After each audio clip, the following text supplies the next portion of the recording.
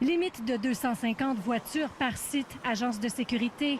Amende de 150 $ aux récalcitrants qui seraient tentés de stationner dans les rues avoisinantes. Fermeture à 18 h pour éviter les fêtes tardives. La municipalité de Rawdon s'est attaquée au problème par une prise de l'ours, affirme fièrement l'ancien lutteur professionnel Raymond Rougeau. Tu sais, il y en a qui disent « Ah, les Montréalais étaient pas bienvenus » ou les gens d'extérieur. C'est pas ça.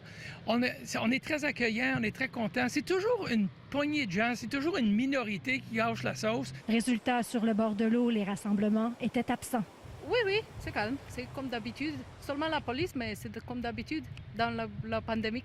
Mais les Montréalais continuent de chercher des points d'eau pour se rafraîchir et c'est le cas ici dans la municipalité voisine de Saint-Ligory. Vous le voyez, le stationnement est bondé comme jamais selon les résidents du secteur ainsi que la plage.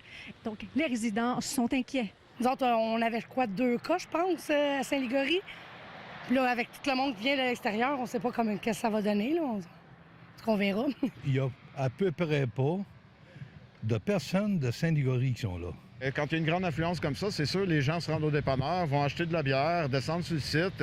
Ça crée une affluence au dépanneur. Moi, je pense que les gens du dépanneur, malgré toute leur bonne foi, ont de la difficulté à encadrer le flot. Mais tous s'entendent pour dire que ça n'a rien à voir avec Rawdon il y a 2 semaines. C'est beaucoup plus familial, c'est plus tranquille. Puis, il y a moins d'eau aussi. Il y a plus d'endroits pour les jeunes enfants. Dans l'eau, certains ne respectent pas la distanciation, mais ce sont des exceptions. Véronique Dubé, TVA Nouvelles, Saint-Ligory.